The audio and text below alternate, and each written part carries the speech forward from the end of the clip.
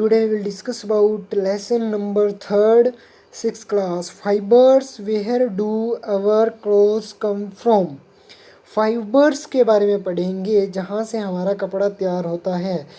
तो इस लेसन के अंदर हम पढ़ेंगे कि ये जो कपड़ा हम पहनते हैं वो कहाँ से आता है, कैसे तैयार किया जाता है और पुराने ज़माने में कपड़ों को कैसे बनाया जाता है। तो पूरी प्रोसेस के बारे में हम जानेंगे कि अलग अलग टाइप्स के कपड़ों के बारे में जानेंगे कि अलग अलग फाइबर्स, अलग अलग फैब्रिक्स, उनके बारे में जानेंगे कि कपड़े किन किन फाइबर्स की मदद से हम कपड़ों को बनाते हैं।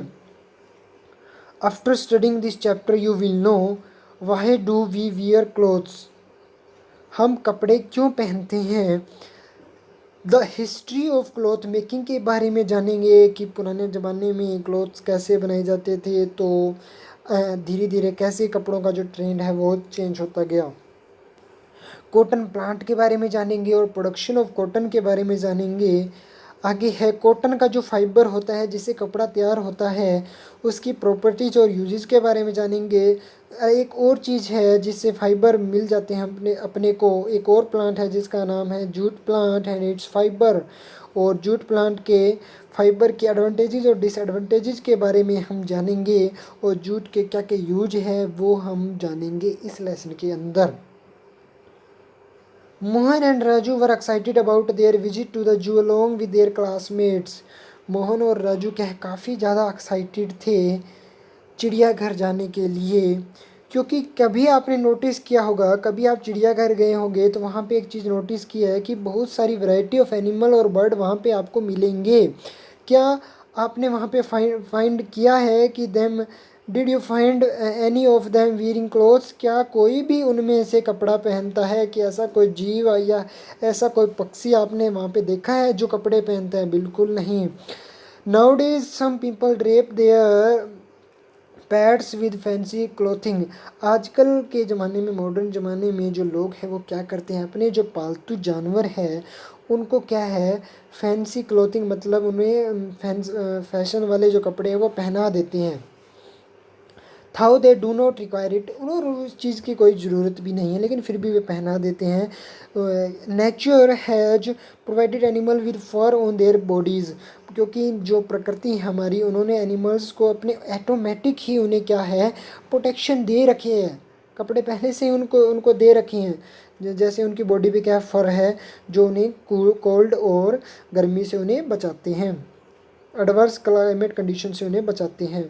Some animals have a thick layer of fat which protects them from cold, कुछ एनिमल्स उनके पास क्या होती है, उनकी जो चमड़ी होती है काफ़ी मोटी होती है ऊपर से, जो उन्हें क्या है सर्दी से बचाती है। ह्यूमन बींग्स की यदि बात करें, वो कपड़े पहनता है, अलग अलग टाइप के कपड़े पहनता है वेदर और ओकेजन के हिसाब से। वेदर का मतलब हो सकता है सर्दी, गर्मी, बरसात के दिनों, तो उस हिसाब से वो क्या है कपड़े पहनता है। ओकेजन के हिसाब से भी कपड़े पहनता है, जैसे मतलब फेस्टिवल के दौरान हम कैसे कपड़े डालते हैं, ब्राइट क्लोथ्स डालते हैं, शादियों में अलग कपड़े डालेंगे, स्कूल में जाएंगे तब अलग कपड़े डालेंगे, खेलने कूदने के टाइम अलग, मतलब हर एक मतलब टाइम के हिसाब से अलग कपड़े डालते हैं। We put on dark heavy wools in winter, मतलब हम विंटर में क्या करेंगे, सर्दियों में कैसे ऊनी, काफ़ी हैवी ऊनी वस्त्र डालते हैं ताकि हमें ठंड ना लगे। और समर में, गर्मियों में हम क्या है बिल्कुल ही लाइट क्लोथिंग डालते हैं ताकि मतलब हवा पास हो उसकी और गर्मी ना लगे। And during festival we wear bright clothes, festival के दौरान हम क्या है चमक धमक वाले कपड़े पहनते हैं। अगली जो चीज़ है why do we wear clothes, हम कपड़े क्यों पहनते हैं, क्योंकि हमारी बॉडी को के ऊपर जो क्लाइमेटिक कंडीशन का उल्टा असर ना पड़े, क्योंकि सर्दियों के दिन में बहुत ज़्यादा ठंड होती है, गर्मियों में काफ़ी गर्मी पड़ती है, यदि तो उसका क्या है हमारी बॉडी पे काफ़ी उल्टा असर पड़ता है। तो उस चीज़ से बचने के लिए जो कपड़े हैं वो पहनना बहुत ज़रूरी है। Clothes protect our body from adverse climate conditions such as heat in summer and cold in winter.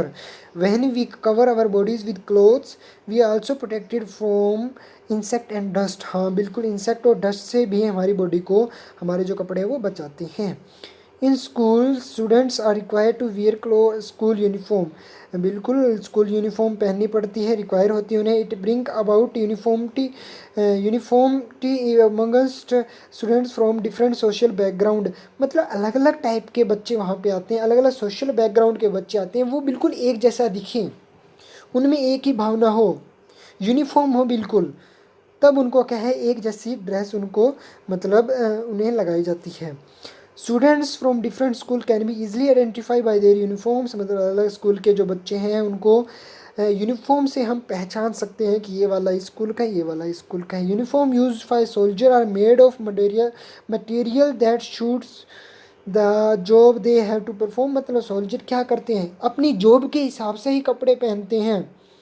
मतलब उन्हें हाई एल्टीट्यूड पे चढ़ना हो, बहुत ऊंची ऊंचाई पे चढ़ना हो, तो वो वाइट यूनिफॉर्म डालेंगे जिसके अंदर पॉलिस्टर फिल होता है। और वो पॉलिस्टर इसलिए फिल होता है ताकि उनके लो टेम्परेचर से उनकी बॉडी बच सके। हाई एल्टीट्यूड पे थोड़ा कम होता है, टेम्परेचर काफ़ी कम होता है, तो इसलिए उनके जो क्लॉथ होते हैं काफ़ी स्ट्रॉन्ग होते हैं। एक चीज़ और भी, also provide camouflaging so that they are not spotted by enemy in the snow. देखो स्नो में एक और भी इसका फ़ायदा है वाइट यूनिफॉर्म का, बर्फ़ का जो कलर होता है वो भी वाइट होता है, और जो उन्होंने क्लोथ्स डाले होते हैं वो भी वाइट होते हैं। एनिमी दुश्मन उनको आसानी से स्पॉट ना कर पाए, इसलिए वो क्या है अपनी मतलब उसी जिस एरिया में वो जाएंगे उसका कलर के हिसाब से ही अपनी मतलब ग्रीनी एरिया में जा रहे हैं, मान लो वो हरे भरे एरिया में, तो वो कैसे कपड़े डाल लेंगे, वो उस टाइम ग्रीन यूनिफॉर्म डाल लेंगे। ट्रैफिक पुलिसमैन हैं, वो कैसे कपड़े डालते हैं, वाइट यूनिफॉर्म डालते हैं ताकि वो डार्क रोड में आसानी से वो विजिबल हो सके। और उनके ऊपर उनकी यूनिफॉर्म पे रिफ्लेक्टिव सरफेस होता है ताकि मतलब लाइट आएगी तो रिफ्लेक्ट होके उन्हें आसानी से मतलब वो विजिबल हो जाए नाइट में ज़्यादातर। इन अदर एरिया सोल्जर ये हो चुका है। आगे properties of clothes. Properties of clothes का मतलब है कि क्लोथ्स क्या है अलग अलग टाइप के होते हैं, अलग अलग उनकी प्रॉपर्टीज़ होती है, अलग अलग मतलब वो काम आते हैं। जैसे टॉवल हो गया, सोफ़ा कवर, बेड शीट, अलग अलग फाइबर के वो बने होते हैं, अलग अलग मटेरियल्स के वो बने होते हैं।